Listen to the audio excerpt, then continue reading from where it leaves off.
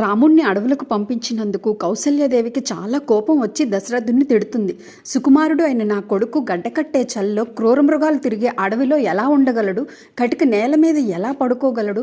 కోమలాంగి అయిన సీత అడవిలో ఎలా బతుకుతుంది?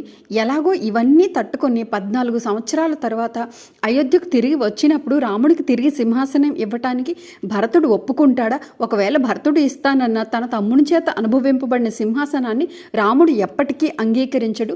నీలాంటి పనికిమాలిన భర్త ఉండటం నా దౌర్భాగ్యం అని కౌసల్యాదేవి అంటుంది. అది విని అప్పటికే పుత్రశోకంతో ఉన్న దశరథ మహారాజు మళ్ళీ స్పృహ కోల్పోతాడు. తన మాటలు భర్తను ఎంత బాధించాయో అప్పటి గ్రహించిన కౌసల్యాదేవి శాంతించి దశరథ మహారాజుకు పరిచర్యలు చేస్తుంది. స్పృహలోకి వచ్చిన దశరథ మహారాజు కౌసల్యాదేవికి అంతకు ముందు పూర్వం జరిగిన వృత్తాంతాన్ని చెప్తాడు. దశరథ మహారాజు యువరాజుగా ఉన్నప్పుడు ఒకసారి అడవికి వేటకు వెళ్తాడు. అతనికి శబ్దభేది విద్య తెలుసు. అంటే దూరంగా ఉన్న శబ్దం ఆధారంగా లక్ష్యాన్ని గురి చేయగలిగే శక్తి. అలా దూరంగా ఒక జలధార దగ్గర నీటిని పోస్తున్న శబ్దం విన్నాడు. ఇది ఖచ్చితంగా ఒక మృగం నీరు తాగుతున్న శబ్దం అని భావించి తన బాణాన్ని వదిలాడు. దగ్గరకు వెళ్ళి దశరథుడు చూసేసరికి శ్రవణ కుమారుడు అనే అతనికి ఆ బాణం తగులుతుంది. అతడు చివరి శ్వాసతో దశరథుడిని చూసి దుఃఖంతో, నీవు ఎవరో నాకు తెలియదు, కానీ నాకు కళ్ళు కనిపించని వృద్ధులు అందులైన తల్లిదండ్రులు ఉన్నారు.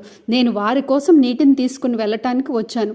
ఇప్పుడు వారికి తోడుగా ఎవరు ఉంటారు అని అడుగుతాడు. దశరథుడు చాలా బాధపడతాడు. శ్రవణ కుమారుడు తనని ఈ విధంగా ప్రాణాంతకంగా గాయపరిచిన విషయాన్ని తన తల్లిదండ్రులకు విన్నవించుకో అని చెప్పి మరణిస్తాడు.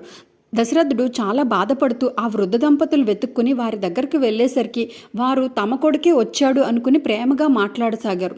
అప్పుడు దశరథుడు ధైర్యం కూడగట్టుకుని ప్రమాదవశాత్తు వారి పుత్రుడిని చంపిన విషయాన్ని వివరిస్తాడు. వారు చాలా బాధపడి ఏడుస్తూ, నీవు తెలియక తప్పు చేశావు, ఇప్పుడు ముందు మా పుత్రుని దగ్గరకు తీసుకుని వెళ్ళు అంటారు. అప్పుడు దశరథ మహారాజు ఆ వృద్ధ దంపతులను శ్రవణ కుమారుడు పడి ఉన్న చోటుకి తీసుకువెళ్తారు. దశరథుడు అతని దహన సంస్కారానికి ఏర్పాటు చేస్తాడు. ఆ వృద్ధ దంపతులు కొడుకు మరణాన్ని తట్టుకోలేక కొడుకు చితిలోకే వెళ్ళి ప్రాణాలను త్యజిస్తారు.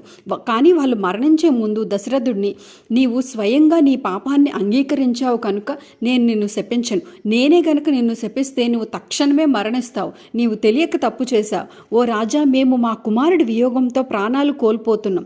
భవిష్యత్తులో నీవు కూడా నీ ప్రియమైన కుమారుని కోల్పోయి అదే బాధతో మరణిస్తావు అని చెప్తారు. దశరథుడు ఈ విధంగా పూర్వం జరిగిన వృత్తాంతాన్ని కౌసల్యకు వివరించి, నా ఘోరమైన నేరానికి నేను ఈనాడు ఫలితం అనుభవిస్తున్నాను. నా మృత్యువు ఆసన్నమైందని నాకు తెలుస్తుంది. దుఃఖంతో నేను అంధుడినయ్యాను. దయచేసి నీవు నన్ను స్పర్శిస్తే నీవిక్కడే ఉన్నావన్న ధైర్యం పొందుతాను అని అంటాడు. అలా దశరథ మహారాజు రాముని స్మృతితోనే పూర్తిగా మునిగిపోయి రామును విరహంతో ఏడుస్తూ సగం రాత్రి గడిచిన మీదట ప్రాణాన్ని వదిలేశాడు.